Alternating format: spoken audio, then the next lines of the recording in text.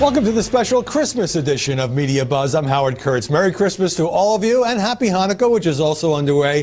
Thanks for sharing your holiday with us. Ed will scrutinize the coverage of the Clintons' new blame game. Did Hillary really lose because of Vladimir Putin or angry white men? President Obama's latest shot at Fox and Facebook's controversial new plan to crack down on fake news. But we begin with the aftermath of a story that was badly hyped by the media, whether the Electoral College would somehow, in a last gasp revolt, deny Donald Trump the presidency. Members of the Electoral College will meet across the country today. That to validate the results of the presidential election. Now, typically, it's a ceremonial event. This time around, though, it comes with an unusual amount of attention and even controversy. 538 members of the Electoral College will vote today in their state capitals. It's a formality required by the Constitution, but there will be protests this year, and some electors are urging others not to vote for Donald Trump. Cokie, it seems that people are still holding out hope that the Electoral College, when they vote tomorrow, will somehow miraculously decide that Hillary Clinton is the winner. Then came the actual voting, and it was a nothing burger. What we've known for weeks was made official this evening as members of the Electoral College cast their ballots in all 50 states and the District of Columbia. It's official. Electors across this country putting Donald Trump over the 270 electoral votes he needs to become the president in January. It did not come without some fiery moments today.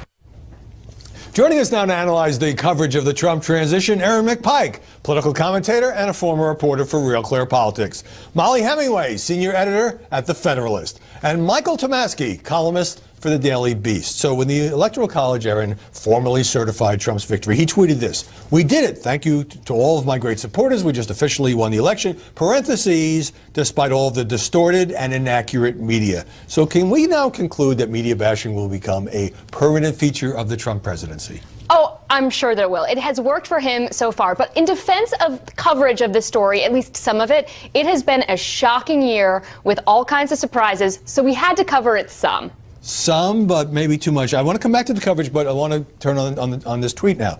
Trump advisors believe, and I think he believes, that he is battling back still in this post-election period against coverage that is consistently negative. Well, the media have far worse approval ratings than even Donald Trump does. We always talk about Donald Trump's bad approval ratings.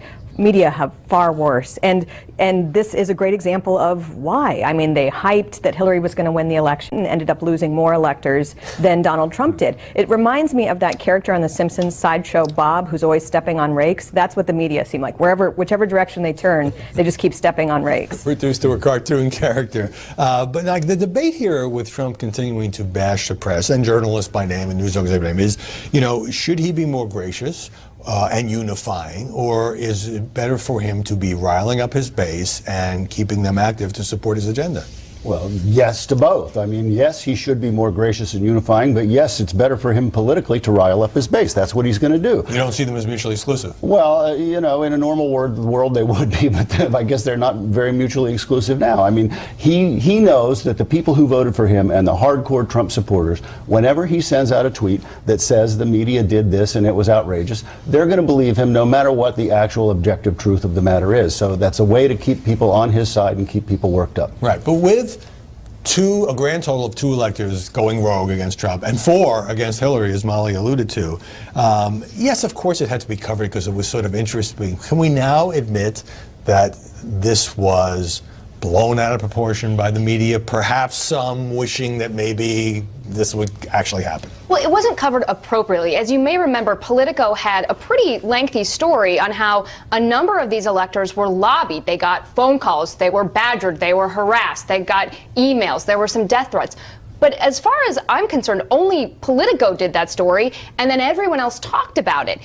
That's an important story that should have been done more broadly, and that's what a lot of the coverage should have been based on. Yeah, but we're talking here not just about news coverage. I mean, you had columnists, who have been around a long time and won awards like Kathleen Parker and E.J. Dionne in the Washington Post, actually encouraging this, saying the electors should go rogue, which, if this had been a serious thing, which it was not, would have essentially overturned the results of the election. Right, and it fits into that pattern of the media trying to affect a particular change rather than just report on a given issue, and it's not healthy.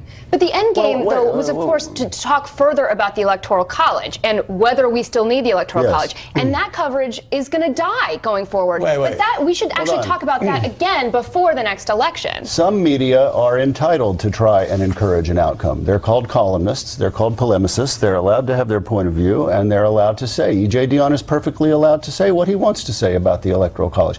Number one. Number two, to pick up on Aaron's point, to the extent that we had, and I think to some extent we did have, a serious conversation about what the Electoral College is, why it came into existence in the first place, and why it should still exist, that was a useful conversation. That is a good debate, but we would be talking about whether the Electoral College should be abolished in favor of the popular vote in the future, as opposed to sort of changing the rules in the middle of the game. Right, which is why the lack of forward-going conversation shows that this was all about just trying a last-ditch attempt to unseat Donald Trump. Well, there was some news the other day, because there's been a lot of focus not just on Donald Trump's own potential business conflicts, having this worldwide empire of real estate, golf courses and so forth, but those of his kids, who obviously will play some, at least informal role in his administration. So Eric Trump announcing that he's no longer going to solicit money for his charity. And this came after a kind of a drumbeat of news stories about all three of the adult kids having essentially opened the door to potential conflicts in the view of these stories. For example, Eric Trump's foundation was going to auction off coffee with Ivanka Trump. And there was an invitation drafted, without his knowledge, says Eric Trump and Don Jr., to award a hunting trip with one of the two sons if you gave $500,000 or $1 million. So Eric Trump telling the New York Times, as unfortunate as it is, I understand the quagmire. You do a good thing that backfires. Were these stories that raise these questions actually raising legitimate questions that cause maybe a positive outcome? Well, I don't know if it's a positive outcome if you pull back on charity, but it's just a fact of life that the Trump family and all of the people associated with them do have tremendous conflicts of interest, and this is something that the media really should pay attention to, paying attention to it in a good faith effort, understanding that it's a complicated issue for everybody to deal with. It's not just the family, it's going to be all the properties, all the business ties. There are so many ways that different corporations and foreign governments and other people can work with Trump family or their business ties to affect their interests. The media really do need to be on top of this, but again, being on top of it in a calm, rational, sober way. I mean positive outcome in the sense that I think the family hadn't totally grappled with what winning the presidency would mean, and kind of facing reality that any effort to raise money, even for fighting cancer, which is one of the main things Eric Trump's foundation does, could be viewed as opening the door to influence peddling. Yeah, and I think the press did play a positive role here, and I think we're in an unprecedented situation with all these family ties and all these business ties that Molly just discussed, and it's going to be an ongoing story. There's no way that this is going away, and part of it was exacerbated, I believe, by Trump canceling that press conference on December 15th that he had scheduled, where he said he was going to address these questions, and the questions remain unaddressed. Right. I mean, some of the same questions came up about the Clinton Foundation, so you've got to ask the questions. At the same time, it can't be over the top or prosecutorial. Let's just ask the questions and see what the family decides to do. All right, so here's a big scandal, really big scandal. Donald Trump spent 30 minutes talking to a group of reporters at Mar-a-Lago off the record, and they posed for a photo, and everyone was smiling, just like when you get your picture taken with the president at Christmas if you go to the White House Christmas party. And a lot of people were horrified. Well, you do want to have off-the-record meetings with sources and the president if you can, whenever you can. The issue that I had with this in particular, and it's not a big deal, have an off-the-record meeting. You don't need to show a photo of it. What's the big deal? Because then you know exactly who was having that off-the-record meeting. Well, the existence of the meeting wasn't secret. The contents of the conversation was. Sure, but you know exactly which reporters then have access off the record to Donald Trump and which reporters don't. Well, it happened to be the group of reporters and commentators, whatever, who were there at Mar-a-Lago. And here's the thing. Look, would it be better if all interactions were on the record and that you could share it with the world? I understand the debate, but if you have a chance to get some insight into the thinking of the president-elect or a sitting president, and the ground rules off the record, I don't think it's some great betrayal. And I don't think taking a photo is that big a deal. But the reactions online were like, embarrassing. You should be ashamed. Right. I'm not a big fan of off-the-record discussions. I think they really serve to benefit the politicians, and they do far less for the public interest. But that time to hold Donald Trump accountable for his presidency is really much more when he becomes president. This is exactly the time when you want to have an off-the-record conversation. You need a thaw in relations between the media and the press. It's just been so much. There's a perception in the people that there's been an unnecessary hostility toward Trump. If they can smooth some things over so that they can do a better job covering him, I'm all for it. Every president does this, including Barack Obama, and they always do it on the day of the State of the Union. The network anchors get called in. And, yes, Donald Trump should hold a press conference. I wish he had not gone so long. But I just don't understand the shock. It's almost as if, I think because it's Trump, some people are saying, well, you shouldn't even fraternize with him. I don't think anybody who's really in the know was really shocked by this. Right. I mean, I've been part of these off-the-record conversations. I think everybody has. The only part I object to is the smarmy picture. They shouldn't have posed for the smarmy. All right, I'm outvoted on this, and I have not been part of them because I didn't make the A-list like Tomasky. All right, Kellyanne Conway was named White House counselor this week. She had a lot of hesitation about joining the administration. We talked about it on our show last week with her because she's got 4 kids, age 7 to 12, and could she balance it? So this question came up as she went on a whole bunch of morning shows when the new appointment was announced. Here's what Kellyanne had to say. We were talking with Juan Williams earlier, and he was questioning, well, Kellyanne has 4 kids. How's she going to do it? He got creamed on Twitter. Well, I would just say to everyone, not Juan, because I don't want him to be creamed, but I would say that I don't play golf, and I don't have a mistress. So I have a lot of time that a lot of these other men don't. Wow. Now, this is why she's a really good communicator who's going to be, I think, the public face of the Trump White House. All agreed? Good joke? Bad joke? Well, good joke. I think it is interesting, though, that women tend to get asked questions about how they're going to balance their work and life. And I'm all for those questions. I think it's very important, and I wish more people would think about this. I actually just wish that men would also get asked those questions, because it's important for men to have. Right. Men could have 12 kids and the question doesn't come up. Fair enough. All right. Let us know what you think. Email us, MediaBuzz@foxnews.com. Questions and comments about the media. Ahead, is the press buying into the Clinton blame game on why Hillary actually lost the election? But up next, Facebook has finally designed a plan to combat fake news, working with the mainstream media, and some critics aren't giving it a like.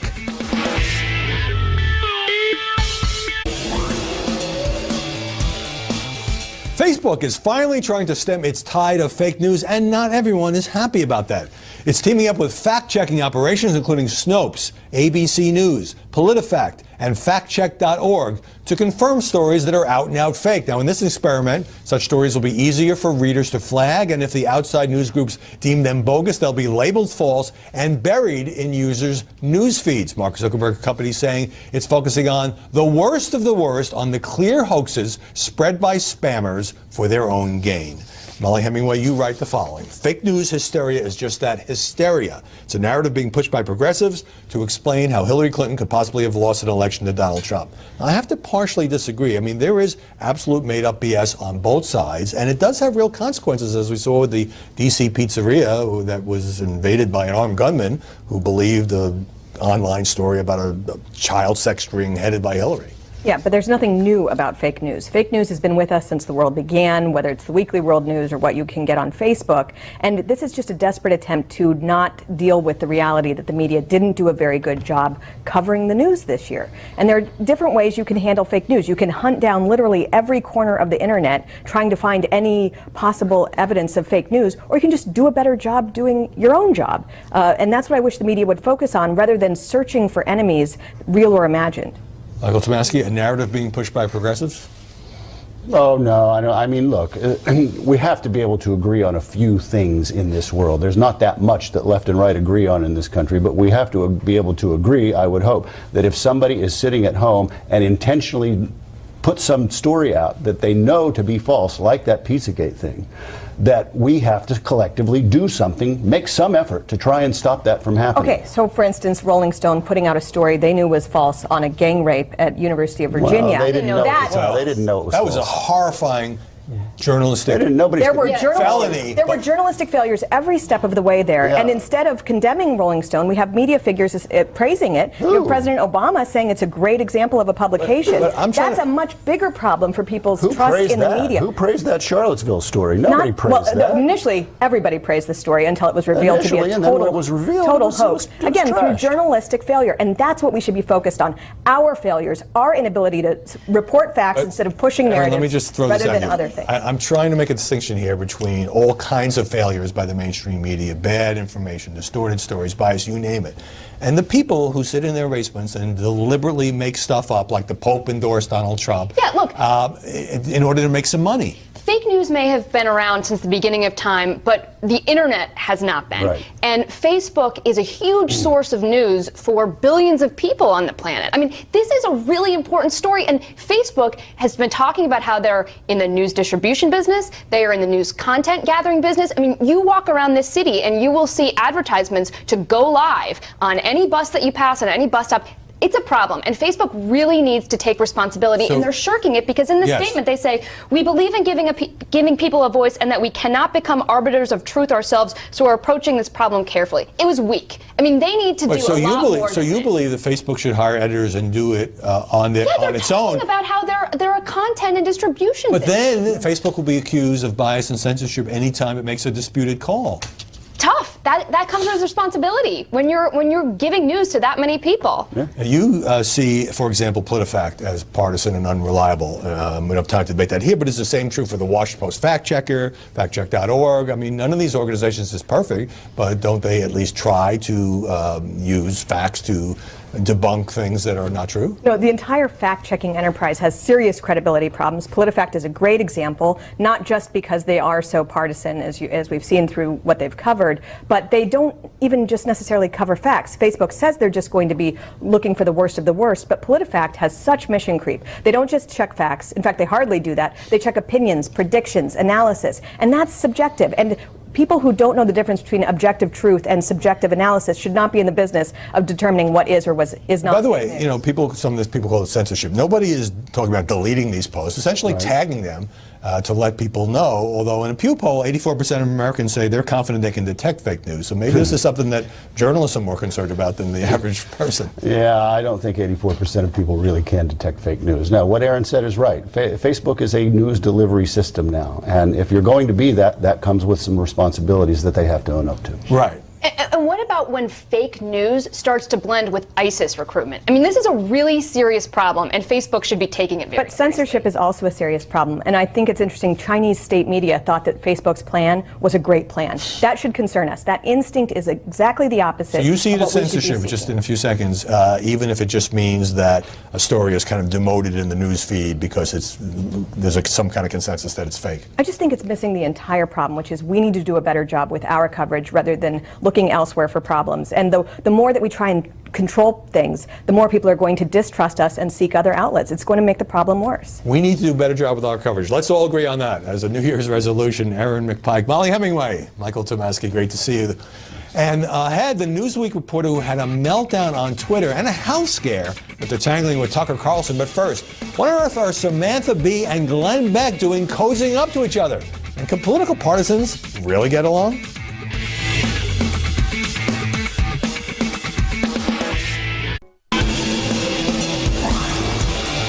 In the holiday spirit, we bring you a story of reconciliation, or at least a brief bit of shtick for a ratings pop. Samantha Bee, liberal feminist, former Daily Show star, who hosts Full Frontal on TBS, invited Glenn Beck, conservative crusader, one-time Fox host, who now runs The Blaze, to sit down and find common ground.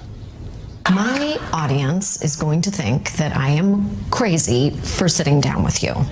My audience hates your guts. My audience hates your guts more. My audience would like to stab you relentlessly in the eye. Okay. My audience wants to kill me for normalizing a lunatic like yourself. Really? Yes. Really? So far, this is going great. Great indeed. Now, it turns out the key attraction for these strange bedfellows is that both of them don't like Donald Trump. So that kind of ruins the Christmassy narrative, at least when Sam tells Glenn they should join in a broad coalition of nonpartisan decency. But then came this fascinating confession from Beck. I believe you actually don't want to do damage. I, as a guy who has done damage, I don't want to do any more damage. I know what I did. I helped divide. I'm willing to take that. And yes, they wound up reaching out and holding hands a little too long. Now, maybe they'll go back to saying politically inflammatory things for fun and profit, but there's a serious point here in a business increasingly built on polarization. Maybe folks in the opinion business could score their points with a little less demonizing and a little more respect for those who disagree. That would be one heck of a New Year's resolution. For social media, it's been a season of polarization after Donald Trump's victory. As The Hill noted, a new study found that 24% of Democratic voters blocked, unfriended, or stopped following someone on sites like Facebook and Twitter. Only 9% of Republican and independent voters did the same, according to the poll by the Public Religion Research Institute. 28% of liberals said they distanced themselves on social media because of the content posted by their former friends, compared to 8% of conservatives. So some hard feelings still out there on the left. Vanity Fair editor Graydon Carter is ramping up his rhetorical war on Trump and trying to capitalize on their long-running feud. Trump has shown he doesn't only beat up on the big newspapers and networks. One day after Vanity Fair called his Trump Tower Grill possibly the worst restaurant ever, the president-elect tweeted, "Has anyone looked at really poor numbers of Vanity Fair magazine? Way down, big trouble, dead. Graydon Carter, no talent, will be out." The backstory here is that Carter's been after Trump since he helped run Spy magazine, which mocked the billionaire back in the 80s. And Carter blasted Trump just before the election and doubted he would win. I don't think he's leaving Vanity Fair anytime soon. And Vanity Fair is now touting itself as the magazine Donald Trump doesn't want you to read. That sounds like a bit of spectator sport, but in a new piece, Carter calls him, quote, "a preening and vindictive strongman at the top, living in gilded opulence and surrounded by generals and business cronies." Is this what a junta looks like? We may look back on November 8th and January 20th as days that will live in infamy. Now hold on. That's taken from FDR's famous line after the aerial attack by Japan on December 7th, 1941. Graydon Carter is comparing the election of a president to Pearl Harbor? Looks like another journalist is suffering from Trump trauma. Ahead on Media Buzz, a look back at my interviews with Donald Trump and how his anti-media message evolved during the campaign. But first, there hasn't been that much media scrutiny of why the Democrats lost the election, or what's emerging as Hillary's blame game.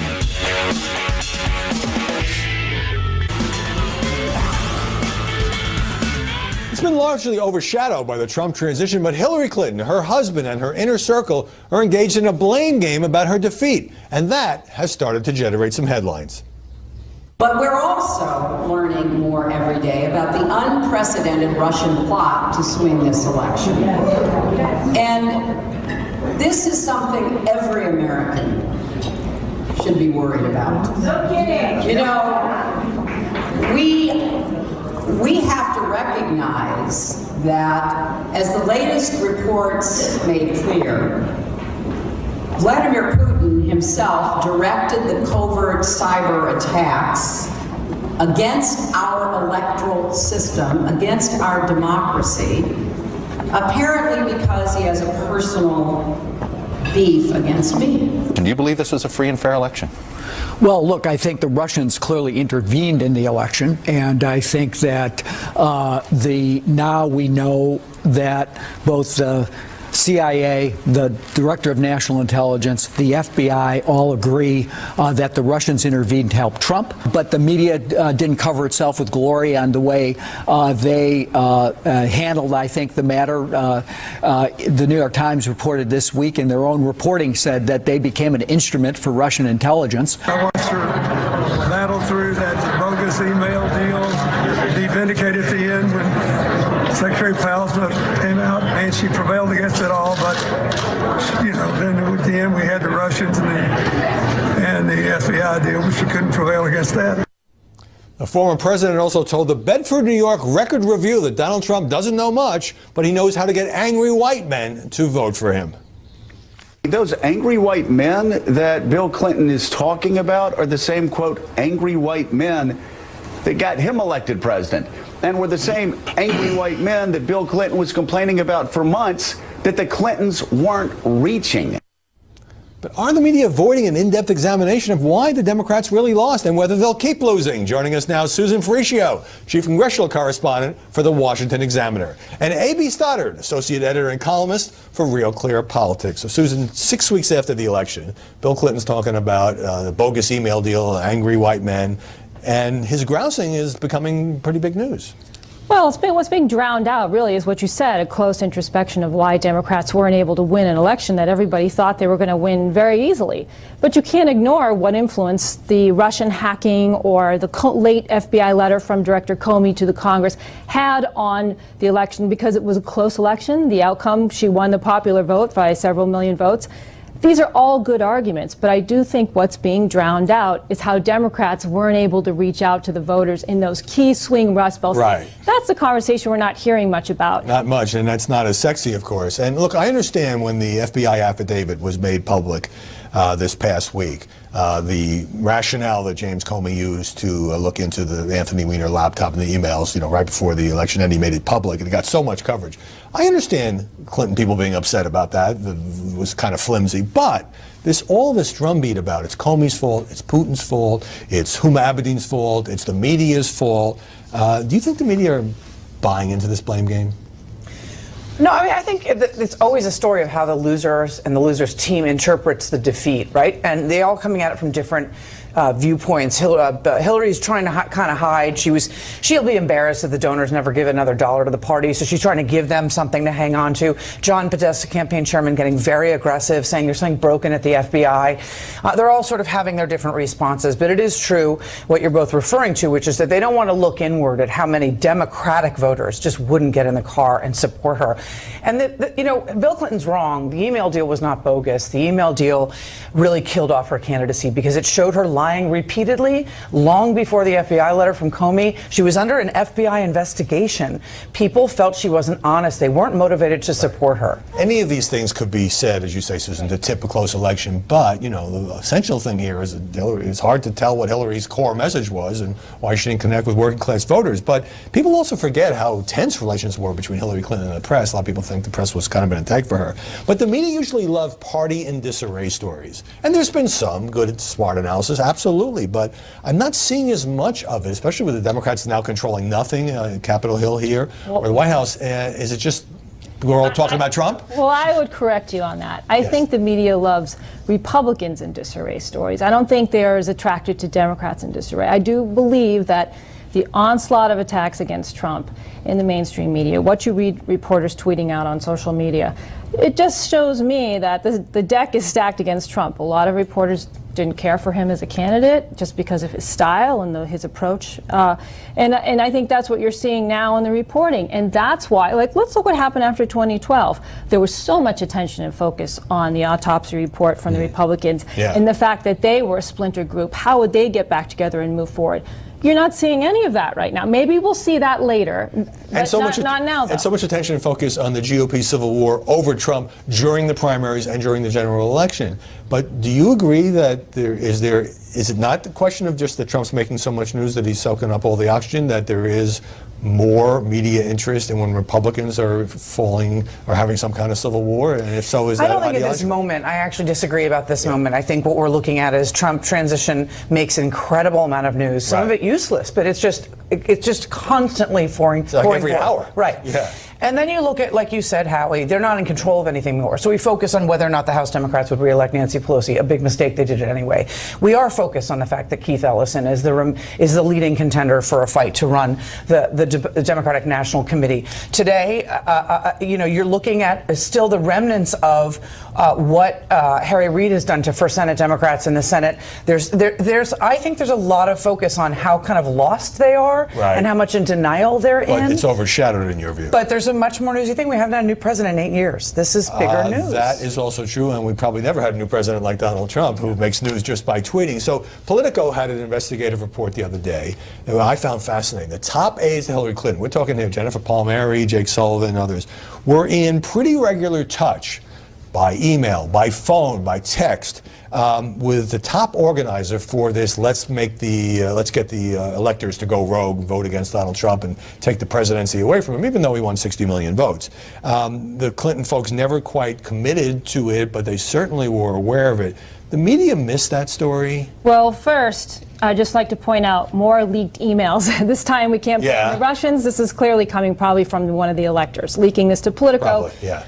What could Clinton's camp really do? Think about that last debate where Chris Wallace asked whether Trump would accept the outcome of the election, and he said, well, we'll see. And Clinton's response was, well, that's horrifying. And she said, that's not how democracy works. Right. How on earth could they now publicly get involved? So they kind of did it on the side. So you're saying the media, the Clinton remnants of the Clinton campaign had an incentive to hide this from the press, knowing they would be vilified for even giving tacit support to this, like, let's overturn the Electoral College. What's your take? Well, they knew it was going to fail.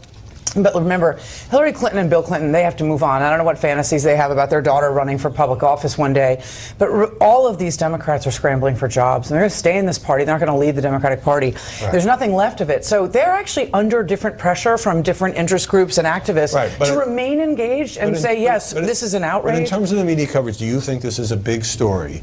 That they did the same thing with the recount, kind of hands off, but certainly not opposing it. But now, secretly, we're in touch with these people. And I was kind of dismissing the whole thing as, a show, a side show that wasn't going to go anywhere, as indeed it did not. If I had known the Clinton campaign was in regular touch with these people, I would have treated it as a much bigger deal. It is a much bigger story, the fact that they were encouraging it, but to the media, they were downplaying it.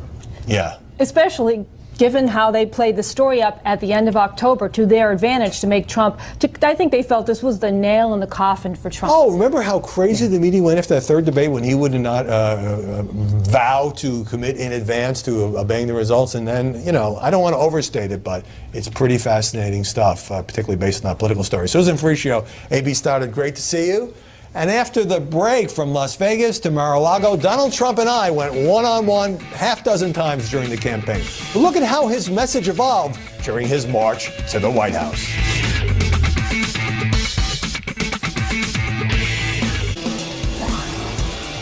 I interviewed Donald Trump more than a half dozen times during the campaign, and what's fascinating looking back is how some of his themes on dealing with the media emerged, how fleeting other controversies seem now that we know he's the next president. There was a time when even Trump didn't think he was the favorite. You've been quoted as saying you have a 10 to maybe 20% chance of success. Not great odds. If this is a business deal, you probably wouldn't do it. No, it's not great odds. I mean, I don't know what my chances are. Somebody asked me that. I said, I don't know, 10, 20%. I'm not saying it's a lock. But I have something that works. There was a time when the media mocked him for talking about size while denigrating Marco Rubio. In the Detroit debate, when you talked about the size of your hands and the size of something else. I didn't talk about it. Marco talked about it. Well, I was going to say, he started it, you were responding, it was a joke. I didn't have any great problem with it. But it led to a tsunami of coverage, including this front page headline in the New York Times, The Descent into Donald Trump's Pants. How does that help you? Look, he made a statement that I had small hands. He made it up. He's a politician. Politicians lie. I don't have small hands. I have good hands. Look, my hands are good. The record show. Okay? Right. I have good hands. I always tried to ask Trump about specific news outlets and journalists. Ben Smith, the editor of the very popular site BuzzFeed, he told his reporters in a memo, it's okay to call Trump a mendacious racist because that's not an opinion, that's fact. The Daily Beast executive editor Noah Shachtman says, people should boycott your businesses because he thinks you're a racist and a neo-fascist. What do you make of this combined artillery? I'm the only one that speaks my mind and tells the truth, and everybody knows I'm right. And I have great friends that are Muslims, and they call me, some of them, not some of them are not so thrilled, but at the highest level, and they called me and they said, what you did is right. There's a problem. We have to get to the bottom of it. There's a level of hatred and viciousness that we have to find out what we're going to do about it. Let's talk about some of the journalists who've been attacking you, who are not in the opinion business after your proposal to temporarily bar most Muslims from coming to the United States. Tom Brokaw, a dangerous proposal that overrides history, the law, and the foundation of America itself. You want me to comment on Tom Brokaw? I'm not a fan of Tom Brokaw. Never was a fan. When I did The Apprentice, he came over to me when I was sitting with George Steinbrenner. He said, "Thank you, Mr. Trump," because I had the big show on NBC, and it, was good for him with his newscast. Okay, I help him. And now all of a sudden, the first chance he gets, he attacks me. But he came over, "Thank you so much, Mr. Trump. Thank you so much for doing such a great job," because it was so successful. And we talked about the tech titan who owns the Washington Post. But in reaction to that, Amazon founder Jeff Bezos, who also owns the Washington Post, tweeted that he'll offer you a one-way ticket on one of his company's rockets. Well, I wouldn't go on his rockets. I don't like that world. I've seen too many of those rockets exploding before they get off the ground. Right. I wouldn't like that. But I tell you what, you talk about Jeff Bezos. He bought the Washington Post, and he bought it as a thing to buy influence so that he doesn't have to pay tax at Amazon. That's in my opinion. He has influence because he's got power now. He bought the paper privately. It's not sure, he bought it privately, but he uses it. It doesn't affect his Amazon. Excuse me. Of course it does, Howard. Of course it does. He bought it privately so that he can influence people not to tax Amazon. Come on, I thought you were smart. Okay? And the only reason I say it is because the Washington Post, it treats me terribly. I mean, if I did 12 good things in one day, I would have 12 bad stories. It's terrible. Well, speaking But the press is very dishonest. You've gone from calling journalists scum to sleazebags, but you also said this Those aren't strong enough. Trump constantly slams CNN now, but there was a time when he was not too happy with Fox. You said that CNN treats you better than Fox. Now, in terms of the commentators, Charles Krauthammer, George Will, Karl Rove, Steve Hayes, Rich Lowry. They're terrible. They have ripped you. Although Rich Lowry is coming along very nicely. Even today he has a nice article because he's getting it. He gets it. And you have hit them back in speeches and in interviews and on Twitter. But would you say that Fox is unfair to you in its news coverage? It doesn't matter. Because look, when they do a story on me, and then a guy like Krauthammer gets up and he's so angry, you could see he's crazed. George Will is crazed. They mention the name Trump and he starts to shake. They don't think you're a real conservative. Look, let me tell you. You know what I am? I'm a winner. I know how to win. I've been winning all my life. These guys aren't winners. And people sometimes forget that conservative journalists were among his biggest detractors. More importantly, about the guys. I'm not treated well when they do a story and then I get Krauthammer commenting, or I get George Will, or Stephen Hayes. I mean, this poor guy. They mention Trump and he goes. It's like he becomes like a shaking monster. I never saw anything like it. The level of hatred is incredible. And you know the amazing thing? I'm pretty much on their side on most of the issues. Bill O'Reilly said to you that you were being petty and thin-skinned and going after these journalists. I say you have every right to hit back when you're criticized, but you almost seem obsessive about it. So my question is it that you can't restrain yourself, or is it a strategy because a lot of your supporters despise the media? It's neither. I don't mind a bad story when I do something wrong. Hey, when I do something wrong, a bad story doesn't even bother me. I'd rather not have it, but it doesn't bother me. You said you're controversial. But let me Many just people think you're divisive. I don't like a bad story or a false story or a false critique when I do something good. And they don't give me the credit that I deserve, okay? Which is, not only don't they give me, I'll take something good, do something amazing, and they'll make it negative. So they're very biased. It wouldn't matter if I were Abe Lincoln doing the debate. Krauthammer will say negative. It wouldn't matter if I was William Jennings Bryant, because they say he was great. Unfortunately, we don't have too many tapes, right? But it wouldn't matter who I was. They have their critique written up about me long before the debate even takes place. But does it help? They're dishonest people. So dishonest because they disagree with you. Yeah, and it's good when I fire them. First of all, it makes me feel good. Second of all, it takes away credibility. You have to fight for yourself. That's the problem with our country. We don't fight for ourselves. We don't fight. We're not respected anymore as a country. You have to fight for yourself. When you're right. Look, again, if they critiqued me and I thought they were right, I wouldn't be upset by it. But when you do something great and they try and belittle you, gotta fight. Donald Trump knows how to fight. More of my sit-downs with the president-elect in just a moment.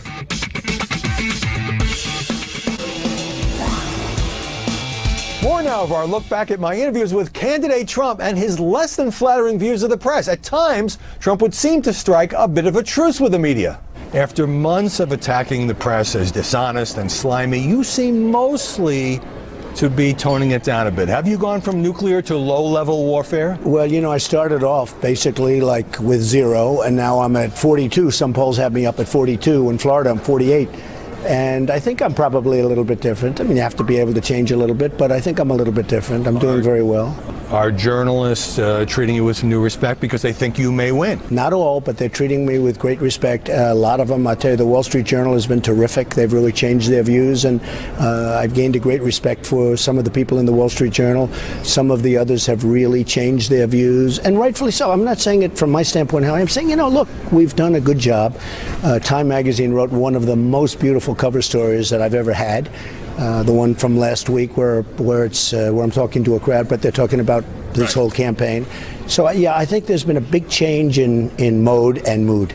But the ceasefire periods would never last. You say again and again that most political journalists, not all, most political journalists are dishonest in the way they cover you. Why? Why do you think that is? Well, there's great dishonesty in the media, and I didn't see it to the same extent with the financial media. You know, I've only been a politician now for 3 months, but they don't want to cover me accurately. I see such dishonesty. They have a couple of sites like Politico. It's totally dishonest. I mean, it's unbelievably In dishonest. fact, you tweeted about Politico the other day. I wonder why somebody doesn't do something about the clowns at Politico and their totally dishonest reporting. Another tweet, you call Politico pure scum. Why They such are harsh a language? very dishonest site, and Give me an I would example say why. they're probably because they write things that are not true.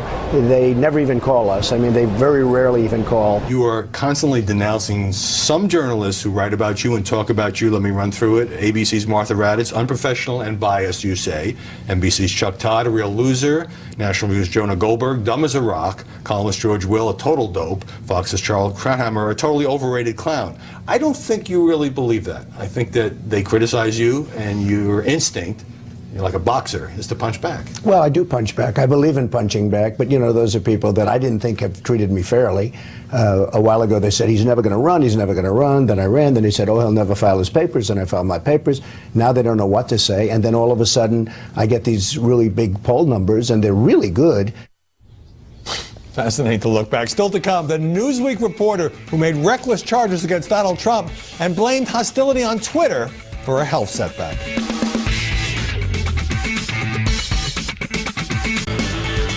Newsweek's Kurt Eichenwald, who's been digging into Donald Trump's business dealings, had a rough time when Fox's Tucker Carlson confronted him about his Twitter messages, including one with absolutely no evidence that he believes Trump was once institutionalized. I read your Twitter feed, and this is the kind of stuff I'm reading on it. At one point, you ask of conservatives, why do they hate America? You describe Trump as, quote, stupid and lazy. You refer to dumb Trumpers. You say this to Kellyanne Fitzpatrick. F you. You say this to Trump voters. Hold Go on F here, yourself. Tucker. I mean, one of the things I want to make sure of, you That have a real sounds habit pretty of taking a partisan lot to of me. things out of context. Yeah, I want you to answer this Okay. question. Was he in a mental hospital in 1990, as you allege, Let or was he me not? answer the question. Go ahead. You are.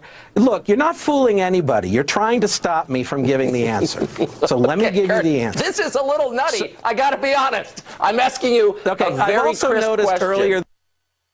That's stunningly irresponsible, but here's where it gets strange. After taking flack on Twitter, Eichenwald, who has epilepsy, says he suffered a seizure after someone tweeted at him a flashing strobe light and a wish for a seizure. Now Eichenwald is threatening legal action against this online critic. Now copycats? Oh, apparently, I can't look at my Twitter feed anymore, but apparently a lot of people find this very funny. A lot of people who identify themselves as Trump supporters are loading up my Twitter feed with more strobes. It is amazing to me that, you know, simply because I'm a political reporter, simply because I write about, you know, Donald Trump, that we have become so sick and twisted in this country that people think they have, you know, the right and obligation to inflict, you know, potentially very serious injury. This doesn't sound like a criminal case to me, but we certainly wish him good health. And I can't fathom anyone deliberately trying to induce a seizure. But Eichenwald, who tried to dismiss his claim that Trump was once in a mental hospital as a joke, has been throwing F-bombs and all kinds of insults at people on Twitter, so he's hardly an innocent victim here. Your top tweets are back. What are the best and worst aspects of the coverage, and how did it affect your trust in the media? Ed Shermer, worst. Mainstream media openly an extension of the Hillary campaign in reporting and debate mod. Best. Hosts facing 11-8. Trust, total loss. Shayna Lynn, best. Really exposed how media actively colludes with Democrat powers. Worst. Sanders got a short straw as a result. Flossie, worse was when the media distorted primary by giving DJT over $2 billion in free publicity, then complained that he won. They should retire. Everybody. Cheryl Johansson, worst, how charges against HRC were handled, media ignored, excused, Trump, no benefit of doubt, ashamed of my journalism degree. And Cody, best, never a dull moment. Worst, use of the term elites. Impact, realized 80% plus of journalists are lazy and not too bright. Ouch. Stephanie Trail, worst, anchors always gave personal opinion and closed segment with ugliness. Orange skin, fake hair, etc. Facts were the best. At least the hair's real. That's it for this edition of Media Buzz. I'm Howard Kurtz. Merry Christmas, folks. Happy Hanukkah. I just wrapped a special prime time with Megyn Kelly on the media in the 2016 campaign. Fascinating hour. Hope you'll check it out. First airing Monday night at 9 and midnight Eastern, 9 Pacific as well. And take a look at our Facebook page. Give us a like. Let us know what you think. MediaBuzz at foxnews.com. We respond. We post a lot of original content there. It's called Your Buzz. Continue the conversation on Twitter at Howard Kurtz. Have a great holiday. We're back here on New Year's Day. See you then with the latest buzz.